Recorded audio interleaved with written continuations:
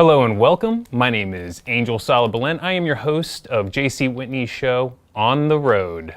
Today we are joined by Jonny Lieberman. Hello. Yes, sir. How you doing, man? How you doing? Yeah, good. So we're going to crack this open right off the jump. You are on The Inevitable. You are a co-host of The Inevitable. Yes. All right. And you are a senior features editor at MotorTrend. Yes. So basically your channel covers everything bleeding edge surrounding or encompassing electric vehicles, EV, hence The Inevitable, but you guys also veer off into a bunch of other different topics. Yeah, so MotorTrend is your meat and potatoes car site with an eye to like the future. So yeah, we drive every single thing. Today, I had a review of the new Ford F-150 Tremor go live. My Raptor review goes live tomorrow, but you know, the idea of The Inevitable was it was initially called Project 2036. So the idea was cars are going to change a lot, you know, whether you like it or not. They're going to change a lot in the next 20 years was the idea. Yeah. Reading the tea leaves, it really looks like the world is moving towards electrification.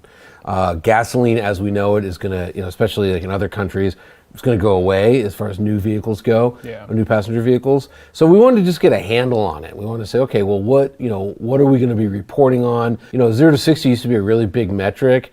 You know, the little sedan I have in the parking lot can do 0 to 60 in 1.8 seconds. So sort of done as a way to measure cars. You know what I mean? So how are you going to, what's a good EV? You know, if a car doesn't have a steering wheel, how do you review it? That type of thing. And so that's what The Inevitable was born from. And then Ed, my co-host, came up with that name because the E and the V are big, The Inevitable, because it's just happening. Yeah. So it's just, you know, like I said, we cover the car industry as it is. We're also looking at where it's going to be. Yeah. I also feel like you're giving a solid introduction to people that may not know about EVs, right? So you're giving, you're giving a new like image or understanding of what this vehicle is compared to what we're traditionally used to. Sure, yeah, and and we talk about this a lot, but like, you know, even most other people that do my job, my fellow car journalists, they can't review EVs because they don't have a charger at their house, right? So you read the review and it's like, man, charging sucks. And you talk to people, well, I don't want to buy an EV because where am I going to charge it? You talk to any EV owner and they're like, yeah, I wake up and it's charged. In my garage. I charge it maybe once a week, maybe once every 2 weeks because I only drive, you know, 20 miles a day and I have a 300-mile battery, so I don't really worry about that at all. Yeah, once a year when I go on a road trip, okay, it takes a little while maybe to find a charger, but yeah, I have a Tesla, it's really easy on the supercharger network or whatever. So there's this huge disconnect from way a million new EVs were registered in the US in 2023. And, you know, despite whatever you're reading, that number is still going up. So there's just a huge disconnect with how it's communicated. Yeah. So yeah, we try to cover that. And also, you know, we talk about things car enthusiasts are interested in this space, like synthetic fuels. What about hydrogen? What about this, that, and the other?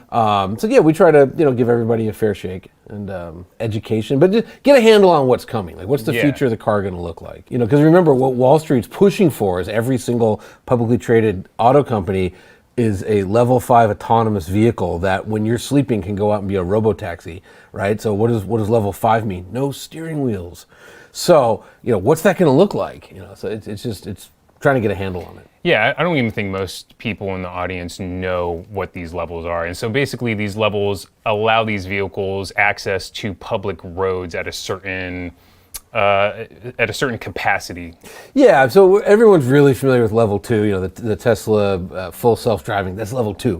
What that means is you're sitting there, it doesn't matter what the car does, you're at fault. If that car decides suddenly to turn off and smash into a school bus, kill them all, it's on you. Level 3 means the OEM, the manufacturer, assumes the liability. So the first people to do that right is Mercedes in the S-Class, I forget what it's called, some drive, but it's level 3, meaning when you turn the system on, you're not driving the car, you're sitting behind the wheel. Mercedes is now liable for what happens. And that's a huge step. Now it only works sunny days, freeways, has to have a current 3D map of the road.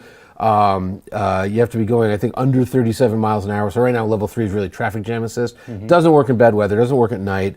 Doesn't work once you exit the freeway. In fact, it actually has, the Mercedes vehicle has to have a barometer on it because when it has a current 3D map, if it's suddenly like 50 feet up, well, it went up an off ramp or down an off ramp. So they really take the liability part seriously, which Tesla obviously doesn't.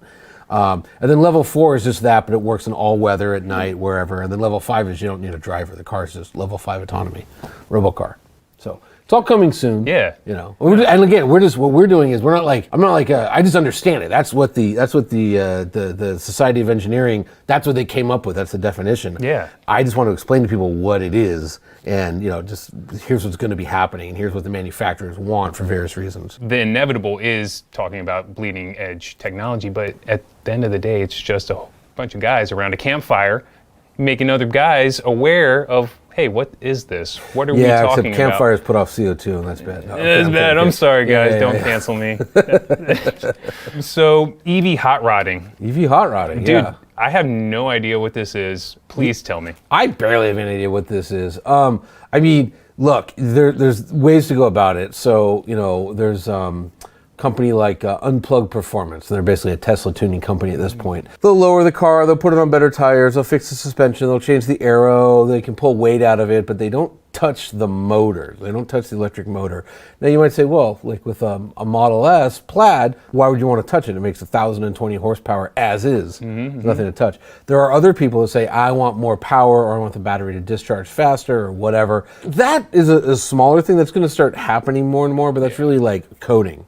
BC Moto, BC, and I can never pronounce his last name, but BC Moto's down in Orange County, and he is building his own 911s that have Tesla power plants in them, but different coding, and so he's able to say, like, if this battery holds 100 kilowatt hours, discharge it 10 times faster than Tesla can do it, and that can spin the motors quicker. A good OEM hot rod was the Tron. So that was Ken Block's car. It's the batteries. It's got 4 batteries out of the Audi. It's the Q7 hybrid. So it's 4 like 16 kilowatt hour batteries, put together, and they discharge like instantly. And what they can do is those motors on the thing, if you're up in level 5, and I got to drive it, it's insane.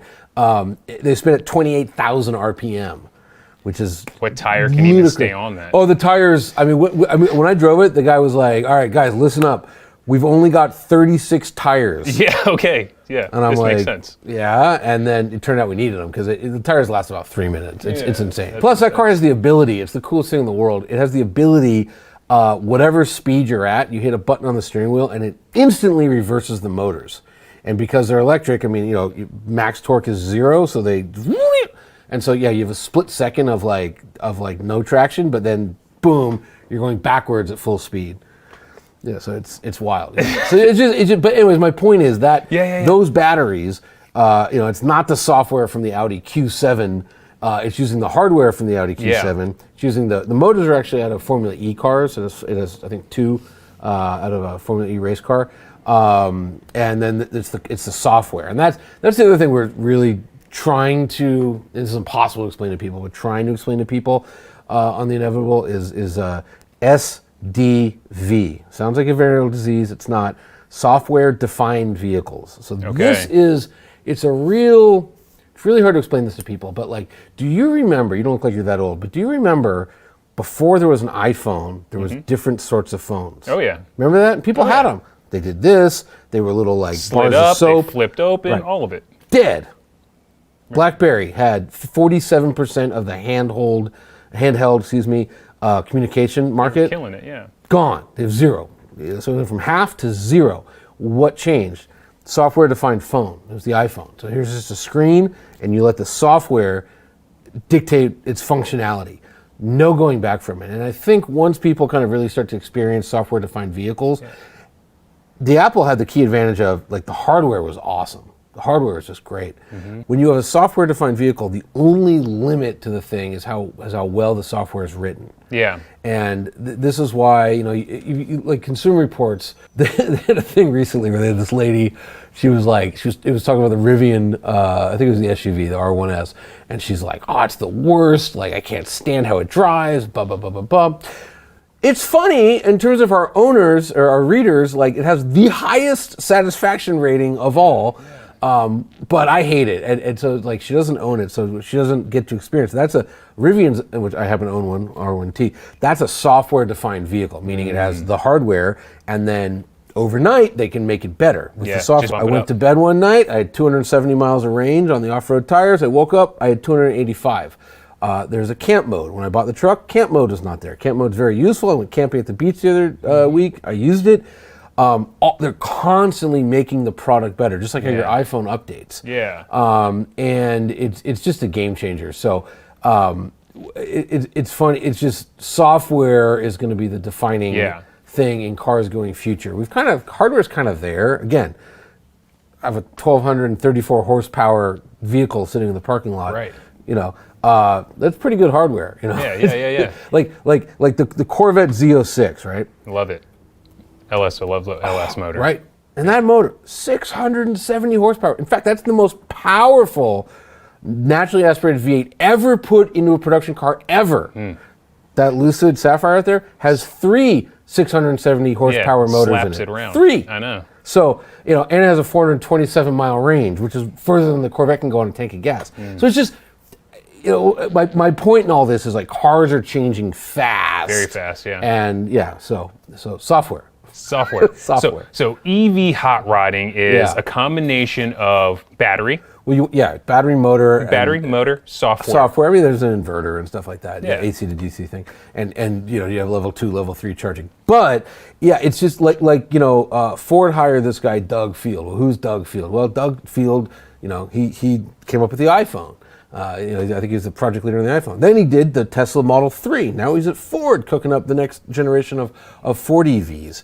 And he's a software guy. And who's Ford hiring? Software guys. They know the hardware part. It's like, and so the race is on now to get people that are writing, apps to stop doing that and start writing vehicle software. Yeah. And that's the thing. And, the US we're behind, which sucks. Like China has gotten this giant leap on us in terms of software-defined vehicles.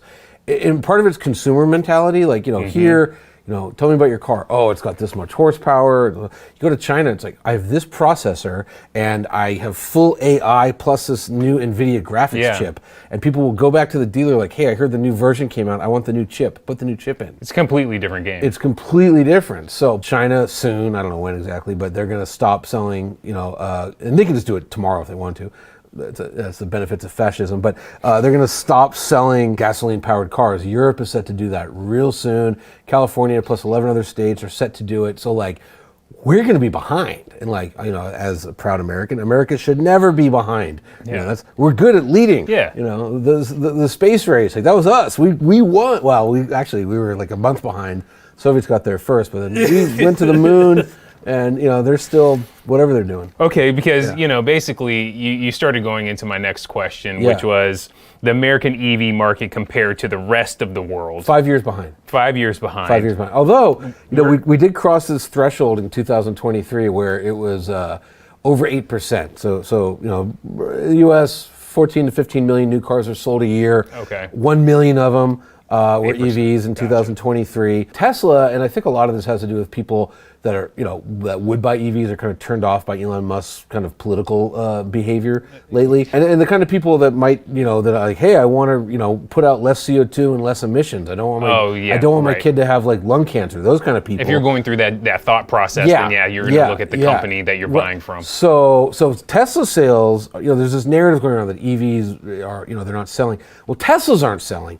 Every single other EV maker, or BMW or Mercedes or people that make both, in 2024, their EV sales are up. Tesla's way down. Tesla's, for whatever reason, part of it is they keep slashing their prices and raising their prices, and everyone's confused. Yeah, we're about 5 years behind the rest. China is basically, I think, 60% of the new vehicles sold were EVs last year. I think so. Yeah. And look, dear leader said, stop with the gasoline. Yeah. Okay. Yeah. We got to buy it from. But they have really good EVs, and a lot of them. They really do. China suddenly is making great cars at a low cost. Right now, part of the problem is there's not a lot of cheap electric vehicles on the market. So everybody with money who wanted an EV kind of maybe bought one. Yeah. So years ago. Or even you look at Rivian, you know, I think they sold like 57,000. Or they put down for it, or the Cybertruck or whatever. Yeah, but like, so in 23, Rivian sold 56,000, and their forecast for 24 is 57,000. So, you know, they're not going down, and they're increasing a little, but it's not, Wall Street wants like sell 120,000 or whatever. But, you know, the price point of a Rivian is like 70,000 and up. There is no, you know, sweet spot of the market like $35,000 to $55,000 Rivian yet. There will be in a couple of years. So the rush is on to get these cheap EVs out, and that'll start to change things. And plus, cheap 2 and 3 row SUVs, electric SUVs, and you know Chevy's there, but you know GM can't get out of their own way. They had battery production problems. You know, Ford did the Mustang Mach-E, which was like they didn't want to make something boring, but it's like, well, most cars that sold are boring. Like pickup trucks are the best-selling things in America, followed by like RAV4. You know, so it's like, you know, actually, and Model 3. It's like F-150 and but people want. Well, it's I can tell you, it's F-150, Silverado, Ram, RAV4. Okay, yeah. And actually Model 3 might, I can't remember. I think Model 3 surpassed RAV4, or Model Y, sorry. Model Y surpassed finally RAV4. A lot of Model Ys. But it's one of the two. You know, so boring appliance type vehicles, that's what most people buy. I'm sure that like the American market will be similar. Like when we start accepting EVs at the same level that China probably is, I think the market will evolve in the same sense where it's like, all right, I really want to have the best firmware and software plus hardware to support this and all of that. I think that'll be a natural. It is. Look, we're a weird country. We're a very bifurcated, split up country. San Jose, which, you know, second biggest city in California. Most people think it's San Francisco. San Jose. 42% of the vehicles registered in 2023 were electric. North Dakota, which they can't even think of a city big enough to announce, but the state of North Dakota, which has way less people than San Jose, California, 1%. So, you know, are EVs ever going to take off in North Dakota? Nah. You know, do you care? Nah. You know, like California, you know, at 40 million people, I forget what it is, but I think it's like if you add up like 28 states, California has the same amount of people. California and New York, you get them to say like no more new cars or no more new gasoline cars, like that's like, you know, a lot of the market. You know what I mean? So it's anyway, and we want to sell cars in the rest of the world too. And if it's the legal, like Norway, I think next year, no internal combustion vehicles new. You know, you can buy used whatever you want, but I shouldn't speak for Norway. But the U.S., you'll always be able to sell your old used stuff. You know, Norway right now, I think 90% of new cars sold are electric. And by the way, it's a really long country with long driving distances, and it gets really cold, and it works just fine. Just everyone out there saying, "Well, it's not the Midwest." Yeah, it's colder. And the people have no problem with it because they have no political axe to grind. We have a lot of political axes we want to grind in this country. I think more of just like education and introduction to the EVs. Fear the unknown, right? If you don't know about something, you fear it. If you fear something, you hate it. You know, it's all that stuff. But it's very different. You know what I mean? It's like trying to get Kansas to get on board with EVs. That's going to be slower than San Diego. That's how it's going to be. The Inevitable podcast, you have all sorts of guests, all sorts of topics.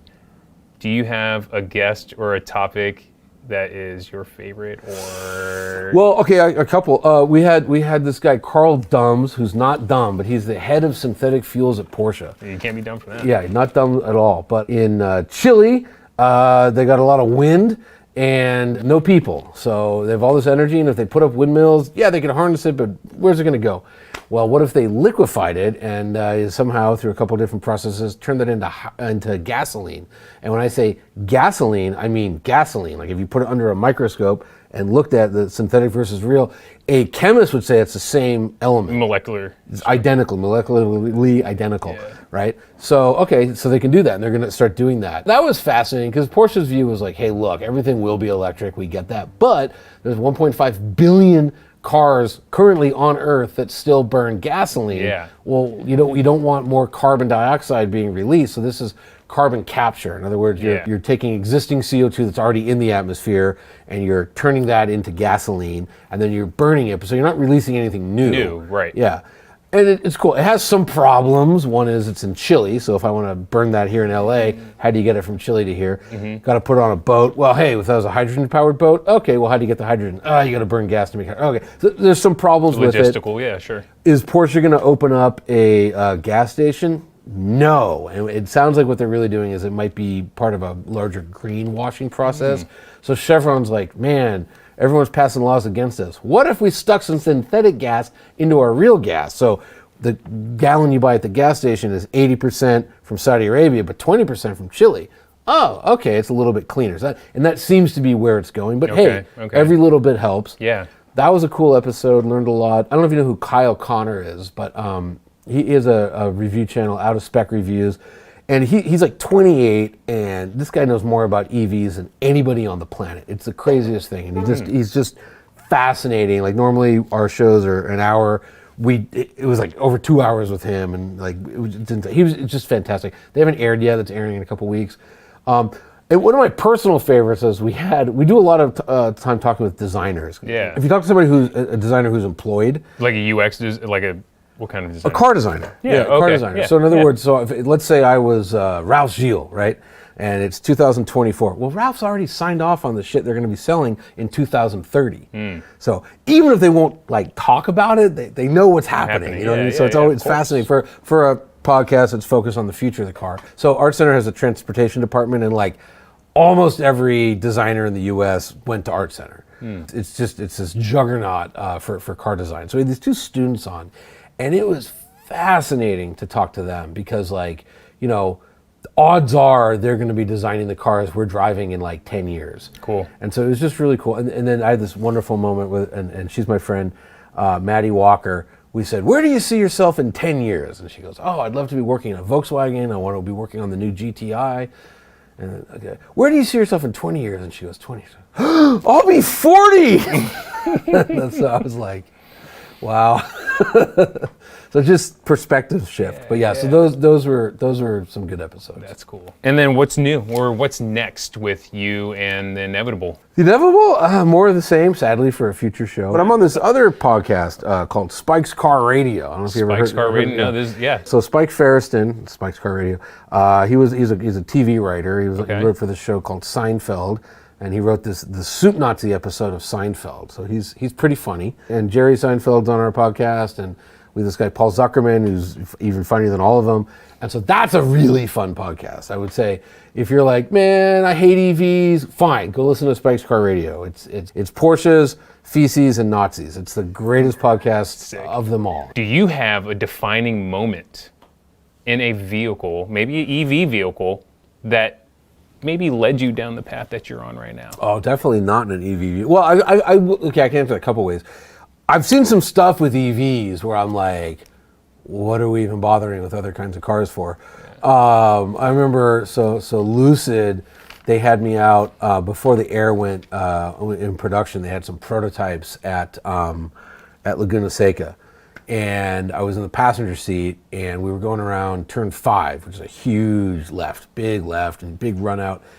And it was the 2-motor car, and it was dead silent, and I think that car was making about 1,100 horsepower at the time, and we went through, and I've not only have I been lucky enough to have driven Laguna Seca, I've probably done 1,000 laps there, but I've been in the right seat a lot of times because we used to do film a lot of videos there, and we would have this guy Randy Popes, who's a pro race car driver, and he used to hold the Laguna Seca production lap record, and he'd be driving, and I'd be sitting in the right seat talking to him as he drove. So I've been through turn 5 in Ferraris, Lamborghinis, McLarens, you name it, I've done it. And I remember just the first time at full speed in this EV, silently going through turn 5, and like the thought popped in my head, like, what do we need gas for? Like, this is crazy. And also, between turn 5 and 6, for you racing nerds, that's where the sound meter for Laguna Seca is. And so the protocol is, if you don't have a high decibel limit day, once you get through 5, you got to lift and like put up to 6 and then start accelerating again. Full, flat, it doesn't matter in this car because it doesn't make any noise. No noise, right. So that was interesting. Another one was in 2013, we gave the Tesla Model S our Car of the Year award. And that was just shocking that, like, wow, here's this new thing that everyone kind of wrote off and said was vaporware, just bowled us over. I remember 11 people were voting, 11 hands went up. But we got one as a long-term vehicle for a year, and I remember it had air suspension, and so when I get to my street, like there's a spot where it's good for cars to raise up. I have this bad driveway thing, and or had different house. But anyways, And it would do that, and then I didn't even know it did it, but it had an update, and suddenly, as I'm going down the street, it just started raising up by itself.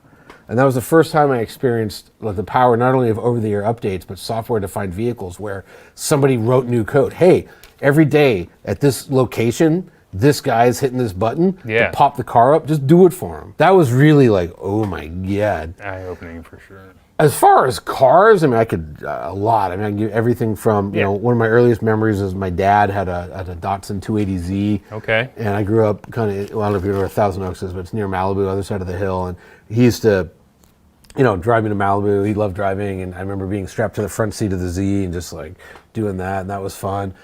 You know, I've always been very bold yet stupid in going really fast. And I had the chance to try and take a Bugatti Chiron recently up to 250 miles an hour. And I thought I did. I got to like 245 and I was like, and then they checked the tape and they're like, no, that was like 245.3. So what I didn't know was there was crosswind that was hitting me that was like stopping the car from accelerating. So I was like, oh, I'll just do it again. Should have changed the tires, should have taken a break, waited for the wind. And I got up to like 240 miles an hour, which is really fast. Yeah. It really is. It's a big difference from like 210, which I've done, to 240 is a very different thing for some reason. And I remember getting the crosswinds hit me and like at 240 miles an hour having to do this. And that was like, saw my kid's face. What am I doing? Why? Who cares? You know, just right. The car goes 250. That's just as good as experiencing. You know, so I've kind of run the full gamut of like things you can do with cars. Jonny, thank you so much for joining us today. Man. Angel, it's been a super pleasure. cool. Yeah, man. Looking forward to your 250 and the Bugatti, and we're gonna need a footage. If you didn't film it, it didn't happen. Well, it's filmed. I don't know where the footage is, but yeah, it was 245.3. But yes, we're gonna need it. Pretty good. Close enough. If any of the audience wants to get to you or watch what you guys are doing. I mean, you know, go to MotorTrend.com. I have a lot going on there. The Inevitable, wherever you get your podcast. We're on YouTube. Spike's Car Radio. It's on wherever you get your podcast. Also now on YouTube. Or my Instagram's a pretty good spot. It's just Jonny Lieberman, at Jonny Lieberman. No H in Jonny. And yeah, that's where you can find me. Perfect. Yeah, man. Awesome. Cool.